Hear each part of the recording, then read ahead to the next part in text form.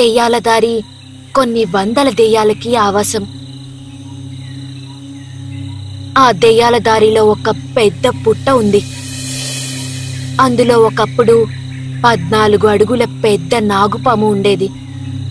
కానీ ఇప్పుడు అందులో ప్రేత నాగు ఉంది. చీకటి పడ్డాక ఆ దెయ్యాల దారిలో ఎవ్వరూ అడుగు పెట్టరు.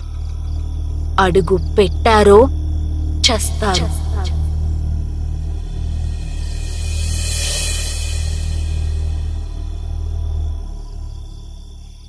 దెయ్యాల దారిని ఆనుకుని ఉండే ఎన్నో గ్రామాలలో అనంతగిరి ఒకటి. ఆ గ్రామం నడిబొడ్డున ఒక పెద్ద విచిత్రమైన పాముశిల ఉంటుంది. అదే నిజాల నాగుశిల. ఆ ఊరు వాళ్ళు ఆచారం ప్రకారం సాయంత్రం అవ్వగానే పెళ్ళైన ప్రతి స్త్రీ విధిగా ఒక దీపం వెలిగించి ఆ శిల ముందు ఉండే పెద్ద స్తంభంకి మంగళసూత్రం తగిలించి వెనక్కి చూడకుండా వెళ్ళిపోతారు. మరుసటి రోజు ఉదయం స్నానం చేసి వచ్చి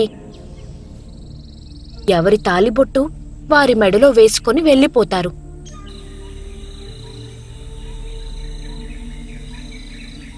అలా చెయ్యకపోతే ప్రేతనాగుకి కోపం వస్తుంది.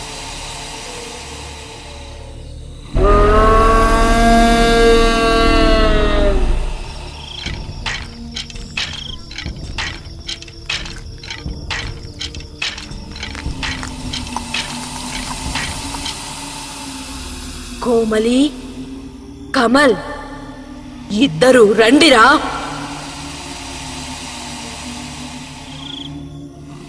నా శిల ముందు తాలి పెట్టవా? ఎంత ధైర్యమే నీకు?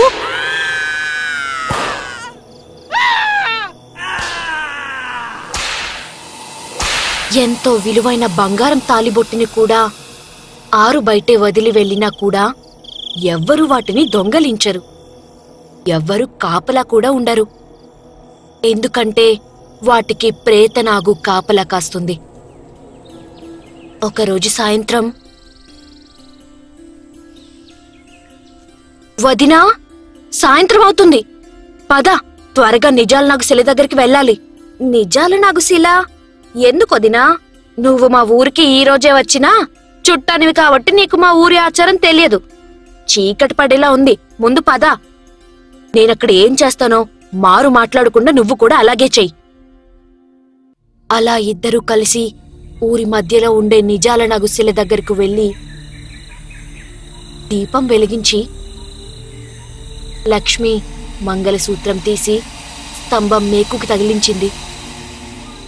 వాణి కూడా అలానే తగిలించి వెనక్కి చూడకుండా ఇద్దరూ ఇంటికి వచ్చేశారు.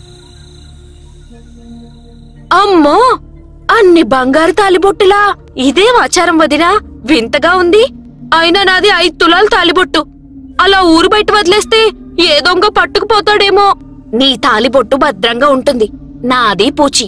నీ తాలిబొట్టు సంవత్సరం తర్వాత వెళ్లి చూసినా కూడా అక్కడే ఉంటుంది. ప్రేతనాగు మా ఊరికి కాపలా కాస్తుంది. చీకటి పడుతుంది, దీపాలాపేసి పడుకుందాం. లక్ష్మి చెప్పింది వానికి ఏం అర్థం కాలేదు. కాని వాని మారు మాట్లాడకుండా పడుకుంది.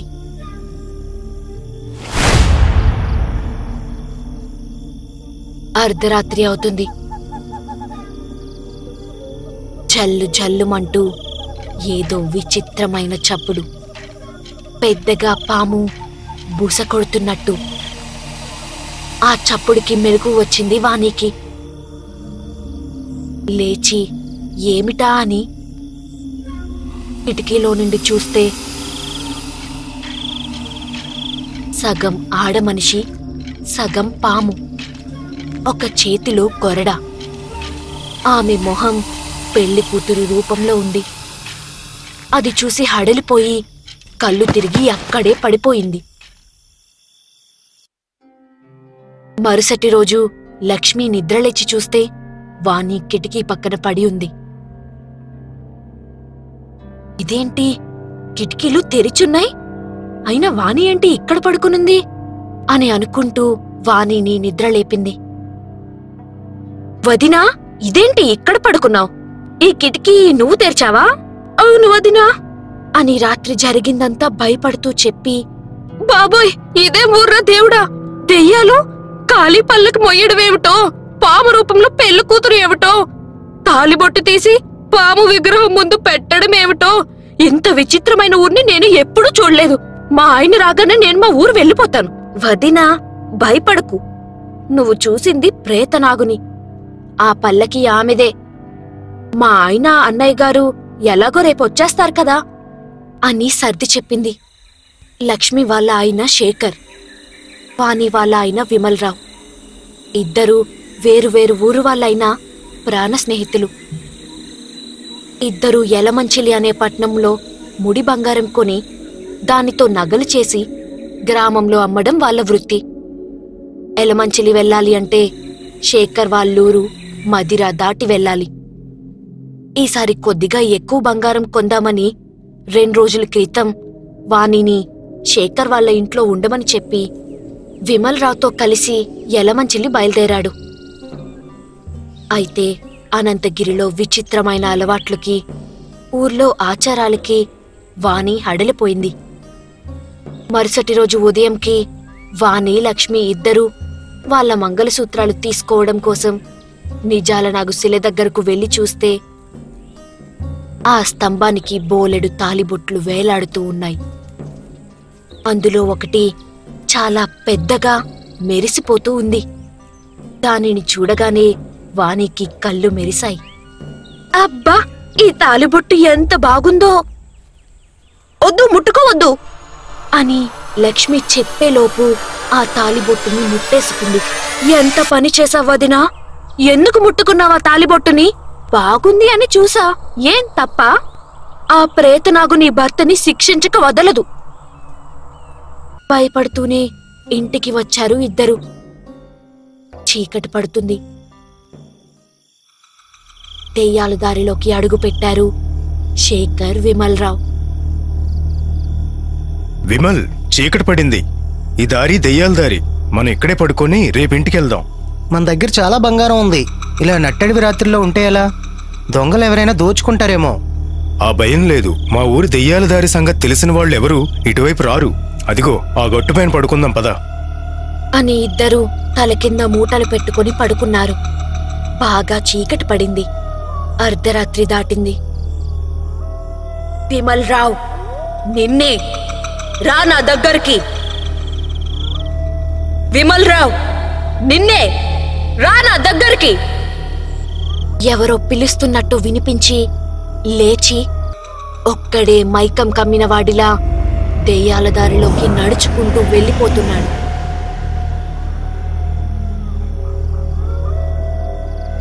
ప్రేతనాగుని చూడగానే స్పృహలోకి వచ్చాడు విమల్రావు. ప్రేతనాగుని చూడగానే దెయ్యాలన్నీ మాయమైపోయాయి. నన్నేమి చేయకు, నన్ను వదిలేయ్. నీ భార్య నా తాలిబొట్టుపై చెయ్యి వేసి చాలా పెద్ద తప్పు చేసింది. దానికి శిక్ష నీకు పడాల్సిందే అని తన చేతిలో కొరడాతో 19 దెబ్బలు విమల్రావు వీపుపై వేసింది. చెల్లు చెల్లుమని కొరడాతో కొడితే చర్మం తెగి రక్తం కారుతుంది. ఆ నొప్పికి అక్కడే సొమ్మసిల్లి పడిపోయాడు. మరుసటి రోజు శేఖర్ లేచి చూస్తే పక్కన విమల్రావు లేడు. కంగారు పడుతూ వెళ్లి చూస్తే దెయ్యాల దారిలో పడి ఉన్నాడు. విమల్రావుని ఇంటికి తీసుకువచ్చి జరిగిందంతా లక్ష్మికి, వానికి చెప్పి, ఈ బంగారం జాగ్రత్త, నేను వెళ్ళి వైద్యుని తీసుకొస్తాను. వైద్యం చేసిన 3 రోజుల తరువాత స్పృహలోకి వచ్చాడు విమల్రావు. లేస్తూనే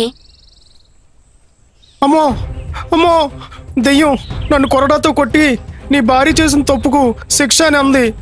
నాకు భయంగా ఉంది శేఖర్. భయపడకు మిత్రమా, ఆమె దెయ్యమే కాని చాలా మంచిది. మా ఊరిని కాపాడే దేవత. ఏం దేవతో ఏంటో, తాలిబొట్టు ముట్టుకుంటేనే ఇలా శిక్షించాలా? అయినా ఈ ఊర్లో ఉండాలంటే భయంగా ఉంది. నేను మా ఊరు వెళ్ళిపోతాను. రేపు తెల్లవారి వెళ్ళవచ్చు అని నచ్చ చెప్పి సాయంత్రానికి ఇద్దరూ నిజాలనగు శిల ముందు వాళ్ళ తాలిబొట్టుల్ని తగిలించి తిరిగి వస్తూ, అవును వదినా, ఆరు బయట ఇంత బంగారం ఉంది కదా, బాగా బరువైన తాలిబొట్టు కాజేసి నాది అని అబద్ధం చెప్తే ఏమవుతుంది? అలా అబద్ధం చెప్తే ప్రేత నాకు ఊరుకోదు వదినా. ఏం చేస్తుంది? అబద్ధం ఆడేవాడి అంతు చూస్తుంది. నిజాల నాకు పుట్టలో చెయ్యి పెట్టి అబద్ధం ఆడితే పుట్టలో ఉన్న పాము కాటేస్తుంది. అది కాటు వేస్తే చెయ్యి మొత్తం విషమెక్కి నల్లగా మాడిపోయి ఊడిపోతుంది. ఓ, అందుకేనా మీ ఊరిలో వాళ్ళు నిర్భయంగా బంగారం తాలిబొట్టుని ఇలా ఆరు బయట స్తంభానికి వేలాడదీసి వెళ్తున్నారు? అవును, ఇంతకీ ఎందుకు మీ ఊరు వాళ్ళు ఇలా తాలిబొట్టుని చీకటి పడే ముందు తీసి ఈ శిల ముందు పెట్టి మళ్ళీ మరుసటి రోజు ఉదయం తీసుకుంటున్నారు?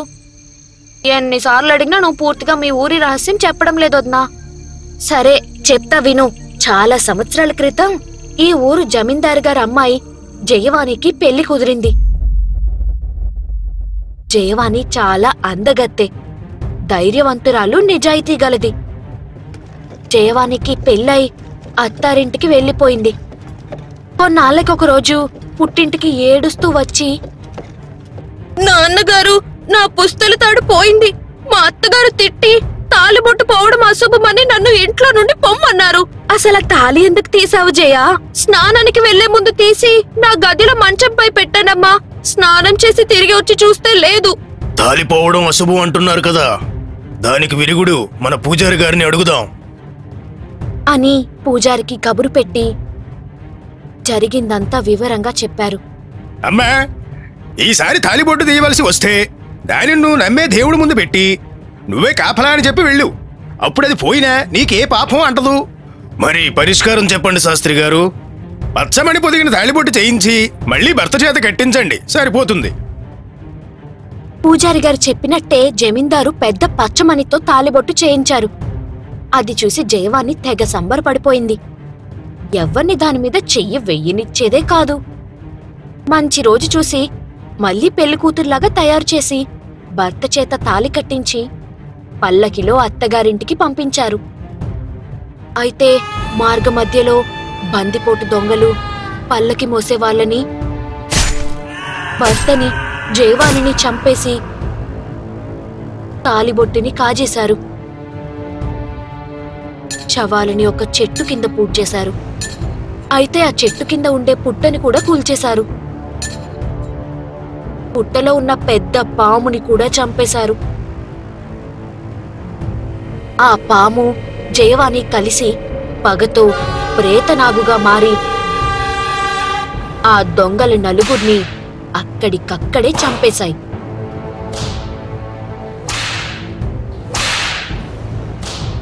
కొన్నాళ్ళకి ఒక రాత్రి తండ్రికి కలలోకి వచ్చి, నాన్నా, నేను చచ్చినా కూడా ప్రేతనాగుగా పొలిమేర అవతల దెయ్యాల దారిలో బ్రతికే ఉన్నాను. నాలాగా ఏ ఆడపిల్ల బలవ్వకూడదు. నా తాలిబొట్టు దెయ్యాల దారి పుట్టలో ఉంది. దానిని తీసి మన గ్రామం నడిబొడ్డున ఒక స్తంభం కట్టి దానికి వేలాడదీయండి. ప్రతిరోజు ఊరిలో పెళ్ళైన వాళ్ళు చీకటి పడక ముందే వచ్చి ఆ స్తంభానికి వాళ్ళ తాలిబొట్టు తగిలించి వెళ్ళాలి. మరుసటి రోజు స్నానం చేసి తీసుకువెళ్ళాలి. వాళ్ళ తాలికి నేను కాపలా. నా పుట్టలో చెయ్యి పెట్టి అబద్ధం చెప్పిన వాడిని కాటు వేస్తాను. నేను ఇకపైన మన ఊరికి రక్ష. మరుసటి రోజు తన బంగారం పట్టుకుని భార్యతో కలిసి వాళ్ళ ఊరు వెళ్లిపోయాడు విమల్రావు. కొన్నాళ్ళకి ఒక దొంగకి అనంతగిరిలో ఉండే నిజాల నాగు శిల కోసం తెలిసి, అరే జగ్గు, కొడితే ఏనుగు కుంభస్థలం కొట్టాలరా. 150 బంగారు తాలిబొట్లు ఊరి మధ్యలో ఉన్నాయి. కాపలా కూడా ఎవ్వరు ఉండరంట. మరి ఇంకెందుకు ఆలస్యమన్నా, చలో అనంతగిరి. అలా ఇద్దరి దొంగలకి ఆ ఊరి కోసం పూర్తిగా తెలియక దెయ్యాల దారిలో అడుగు పెట్టారు.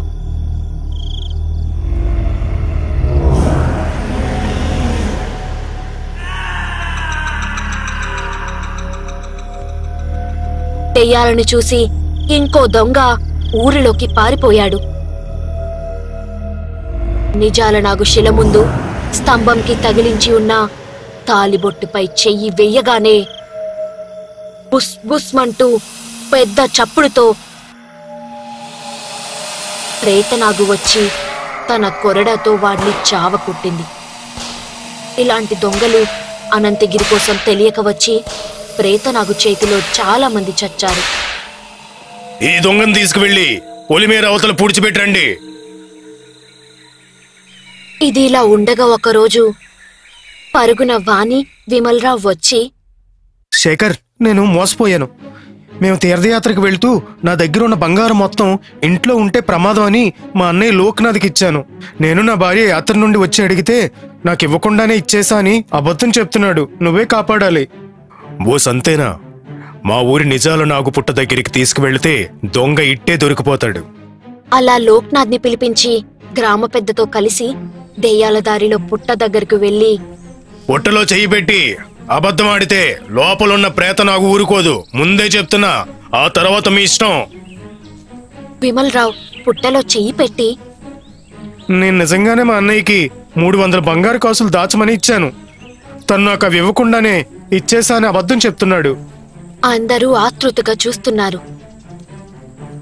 కాని విమల్రావుకి ఏం కాలేదు. ప్రేతనాగు కరవలేదు అంటే నువ్వు చెప్పింది నిజం అన్నమాట. ఇప్పుడు లోకనాథ్ వంతు.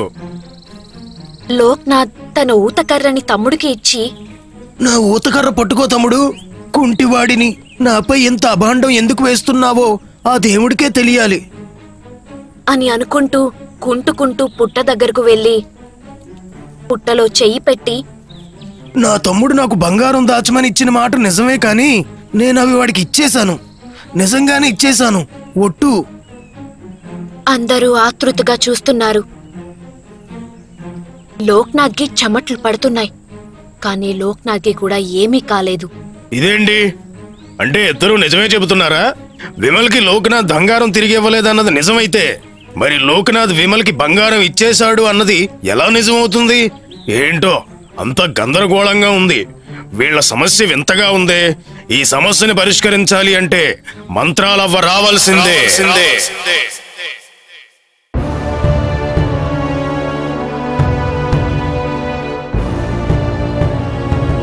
మంత్రాలవ్వకి జరిగిందంతా చెప్పి, అవ్వా, నువ్వే ఈ సమస్యని పరిష్కరించాలి. నేనేమైనా న్యాయమూర్తినా కుటుంబ సమస్యలు పరిష్కరించడానికి? నేను బేతాల సిద్ధి పొందిన మంత్రాల అవ్వనిరా. దెయ్యమో పిశాచమో ప్రేతమో అయితే వదిలిస్తా గాని ఈ సమస్యలేంటి కొత్తగా? అవ్వా, నువ్వు ఎలా అంటే అలా.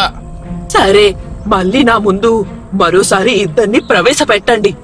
అవ్వ చెప్పినట్టే విమల్రావు పాము పుట్టలో చెయ్యి పెట్టి, నేను నిజంగానే మా అన్నయ్యకి 300 బంగారు కాసులు దాచమని ఇచ్చాను. తను నాకు అవి ఇవ్వకుండానే ఇచ్చేసా అని అబద్ధం చెప్తున్నాడు. విమల్రావుకి ఏం కాలేదు.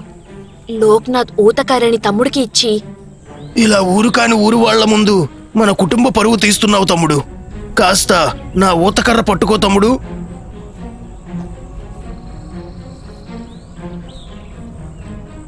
అని అనుకుంటూ వెళ్లి పుట్టలో చెయ్యి పెట్టి, నా తమ్ముడు నాకు బంగారం దాచమని ఇచ్చిన మాట నిజమే, కానీ నేను అవి వాడికి ఇచ్చేశాను. నిజంగానే ఇచ్చేశాను, ఒట్టు. అని పుట్టలో నుండి చెయ్యి తీస్తూ ఉంటే, ఆగు, చెయ్యి తీయకు. విమల్, మీ అన్నయ్య ఊతకర్ర వాడికే ఇచ్చే. ఊతకర్ర తీసుకుని బిక్కమొహంతో చూస్తున్నాడు లోక్నాథ్.